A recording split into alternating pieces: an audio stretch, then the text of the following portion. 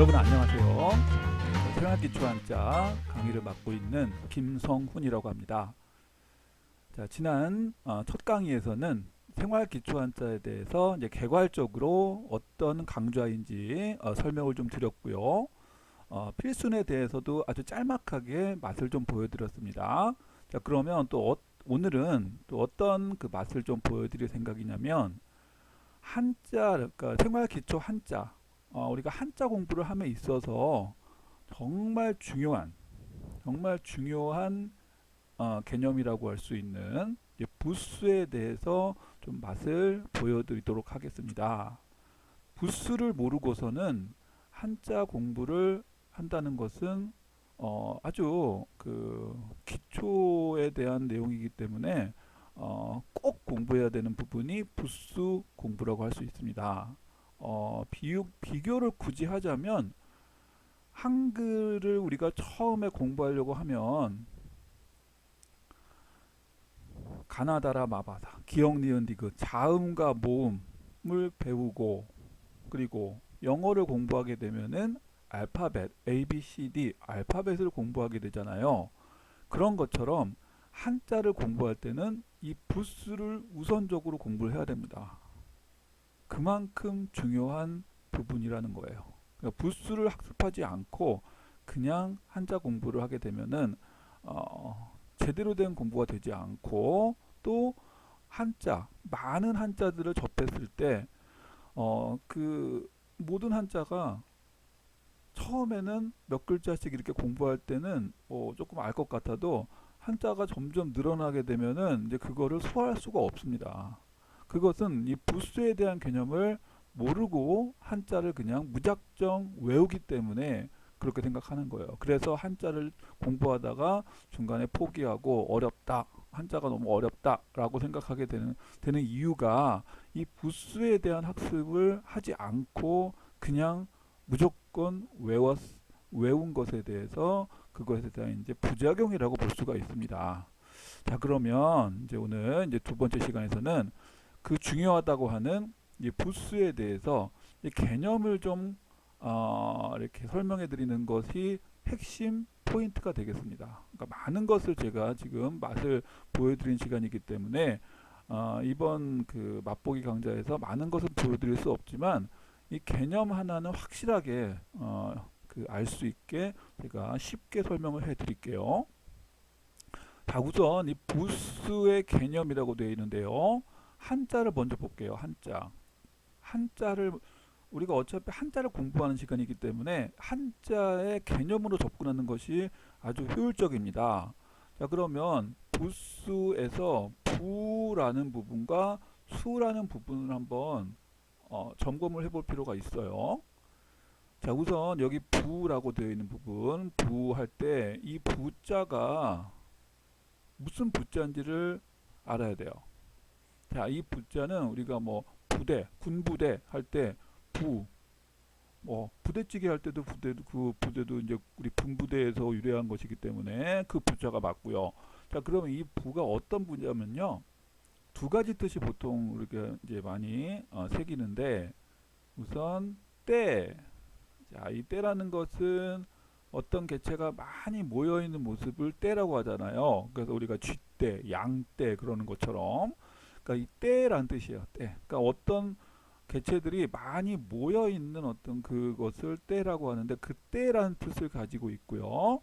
그 다음에 또 이 부자에는 여러 가지 뜻이 있어요. 한자는 여러 가지 뜻이 있습니다. 한 글자에. 그러니까 한자가 어려울 수 있어요. 여기서는 또 거느리다 라는 뜻도 있습니다. 자, 요 두 가지 정도의 뜻만 우선 새겨보면은 이 부수에 대한 개념을 이해하는데 충분할 것 같고요. 그 다음에 수는 이제 다 아실 거예요. 숫자는 무슨 숫자? 그렇죠. 머리수라는 거 다 알고 계실 겁니다.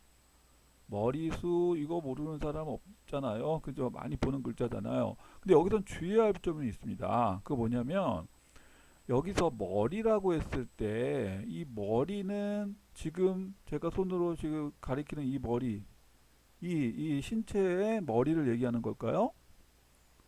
예라고 하시는 분은 아니에요. 그렇게 대답하시면 안 돼요. 그 머리를 말하는 게 아니에요. 지금 제가 여기 머리 가리키는 이 머리는 그 이 머리에 해당되는 한자가 있습니다. 뭐가 있을까요? 그렇죠. 두자가 있잖아요. 두자. 머리 두자. 그래서 우리가 머리 아프면 뭐라고 그래요? 두통이라고. 두통. 수통이라고 하지 않잖아요. 그죠? 그러니까 이 머리 두자 요것이 우리의 신체의 머리를 가리키는 것이고, 그러면 이 숫자는 그러면 이 머리는 같은 머리가 아니냐? 이 머리는 우리 머리는 신체에서 가장 어디에 있어요? 가장 높은 부분에 있잖아요. 그러니까 여기에서 이 머리는 우두머리를 얘기하는 거예요. 그러니까 어떤 직위라든가 어떤 그 이제 그 위치가 높은 걸 얘기하는 겁니다. 그래서 우리가 뭐 한 그 단체의 가장 높은 사람을 뭐 수장이라고 얘기하는데, 그때 수장할 때 그 숫자도 요거고요. 예. 그래서 이 숫자는 그런 어떤 위치, 지위가 높다라는 그런 그런 걸 얘기하는 거예요. 그래서 우두머리란 뜻의 머리다. 그렇게 이해를 하셔야 이 부수의 개념을 쉽게 이해할 수가 있습니다. 자, 그러면 이제 이렇게 정도 해보고 부수의 개념을 한번 정리를 해볼게요. 자, 그럼 부수라는 뭐냐? 부수는 여기 한번 밑줄 친 부분 한번 읽어보면서 제가 이거를 같이 연결시켜 드리도록 하겠습니다. 그러니까 한자를 짜임에 따라 공통된 부분끼리 묶어서 갈래를 나눌 때 그 갈래를 대표하는 부분을 부수라고 한다. 이해될 듯하지만 무슨 말인지 아직 확실히 와닿지 않으실 수 있을 거예요. 제가 설명을 해드릴게요. 그러니까 무슨 얘기냐면 우리가 이제 존재하는 한자가 얼마나 많습니까? 그래서 한자 어렵잖아요. 예, 우리 한자 옥편 같은 거 보면 두꺼운 옥편들 보면 엄청 두껍습니다. 그 안에는 적게는 뭐 몇만 자, 많게는 뭐 10만 자까지도 담은 큰 대자전들이 있어요. 자, 그러면 그 한자들을 과연 어떤 식으로 정리를 할까? 물론 가나다 순으로 정리도 할 수는 있습니다. 그런데 가라고 불리는 음가 한자가 얼마나 많은데, 그러면 어떤 가짜, 내가 찾고 있는 가짜가 어떤 가짜인지를 일일이 다 찾아봐야 됩니다. 먼저 이제 효율적이지 못하잖아요. 그러니까 가나다 순으로 정리하는 거는 이제 한계가 있고요. 그러면 어떤 식으로 정리를 해야 그 많은 한자들을 뭔가 체계적이고 효율적으로 정리를 할 수 있을까라고 했을 때 그것을 해결해 줄 수 있었던 것이 바로 뭐다? 부스라는 거였 때문에 가능하게 된 거예요. 그러니까 여러 한자들을 이제 그 어떻게 묶을까라고 할 때 그 한자들의 어떤 그 이제 묶을 때 공통된 부분으로 묶어보자 그 얘기예요. 그러니까 공통된 부분을 부수라고 하자라고 하는 겁니다. 그래서 공통된 부분끼리 묶어서 갈래를 나눌 때 그러면 공통된 부분인 그 하나의 어떤 존재가 바로 뭐가 된다? 부수가 된다 그 얘기예요. 자, 이거를 제가 좀 더 쉽게 설명을 해드릴게요. 자, 우선은 제가 쉬운 한자 하나 몇 개만 써볼게요. 자, 나무 목자가 들어가 있는 한자 써볼게요. 우리가 많이 보는 한자 숲을 림자가 있고요. 그 다음에 우리 식목일 할 때 심을 식자가 있고요. 그죠? 그 다음에 우리 열매를 뜻하는 한자들이 참 많습니다. 뭐 구기자 열매, 매실 열매, 뭐 여러 열매들이 있는데 거기 중에서 하나 좀 써볼까요? 매화나무, 매실을 맺는 매화나무, 매화나무 매자도 있고, 구기자나무, 구기자 기자도 있어요. 자, 그러면 이렇게 했을 때 여기서 지금 제가 이거 말고도 어, 훨씬 많은 글자를 지금 다 쓸 수 있습니다. 근데 그렇게 쓰다가는 수업 끝나요. 그럴 수는 없으니까 우선 4개만 써볼게요. 4개만 쓰고, 자, 그러면 이 4개를 썼는데 이 4개 중에서 공통된 부분이 어디예요?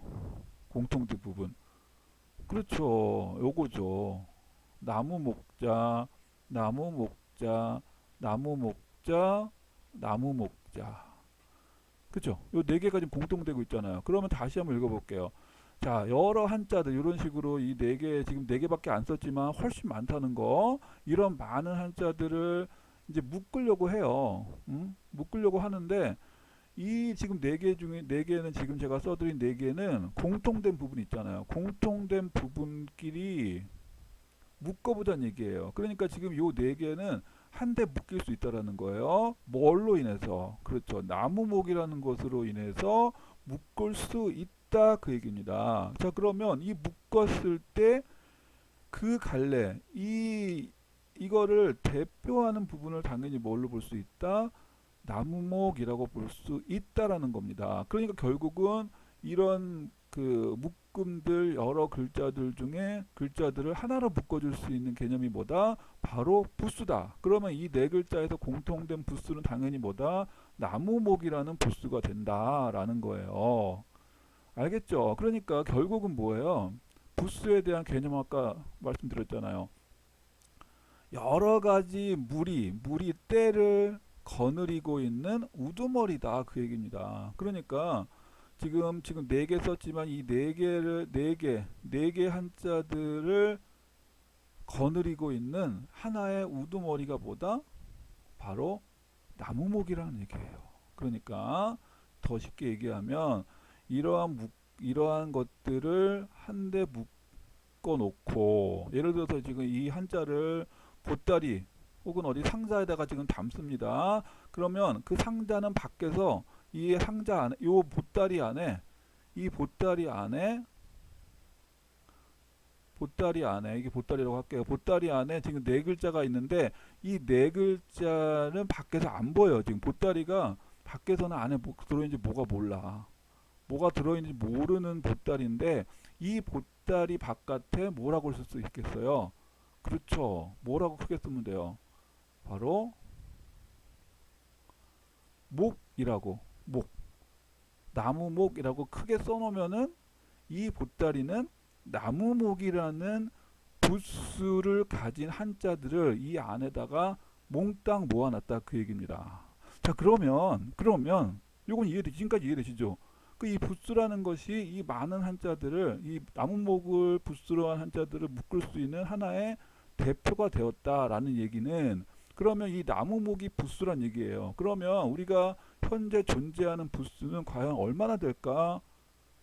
나중에 다 배우게 되겠지만 본강좌에서 여기 보시면은 부수 일람표가 있어요. 이 일람표에 지금 쭉 보고 계시는 이 표 안에 있는 것들이 총 214자입니다. 214자의 부수가 지금 정리가 되어 있는 거예요. 그러면 여기 보시면은 이 많은 한자들 중에 하나가 뭐야? 이 많은 한자들 중에 나무목이라는 한자가 이 안에 지금 들어가 있는 거예요.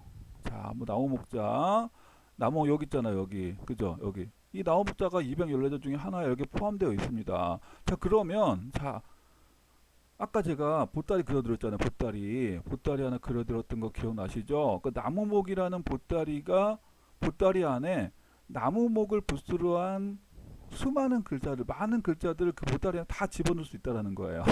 그러면 쉽게 제가 설명을 또 한번 그 질문을 들어볼게요. 그러면 그런 식이라면은 이 부스 보따리는 총 보따리가 몇 개를 만들 수 있어요? 그렇죠. 214자니까 214자의 보따리가 만들어질 수 있는 겁니다. 그리고 각각의 보따리 안에 그 부스를 이 대표하는 그 부스로 묶어서 그 안에 들어갈 수 있다. 그러면은 이렇게 생각하시면 돼요. 그 보따리는 커질 수도 있고 작아질 수 있다는 얘기야. 뭐 부수가 글자 얼마나 거느리냐에 따라서 보따리가 커질 수도 있고 작아질 수도 있다. 그 얘기가. 이 얘기는 아주 쉽게 설명드릴게요. 여러분들 그 옥편이 작은 옥편도 있고 큰 옥편도 있잖아요. 그러니까 큰 옥편은 부수를 많이 거느리고 있는 거고 작은 옥편은 그 안에 부수를 한 글자들이 적게 들어있는 겁니다. 그래서 이 옥편들이 작고 크고 그런 거예요. 자, 여기 이 짧은 시간 안에 부스에 대해서 뭐 개념을 설명하려고 하니까 좀 할 말이 많아서 되게 축약해서 얘기했는데, 그런데 결국은 부스는 이러한 이유에서 만들어진 것이다라는 거예요. 이런 부스의 개념을 좀 잘 정리를 해 두실 필요가 있다라는 겁니다. 자, 부스에 대한 개념 공부했고요. 다음 또 세 번째 강좌에서는 또 어떤 맛을 또 보여드릴지 기대해 주셔도 좋습니다. 자, 그러면 세 번째 강좌에서 뵐게요.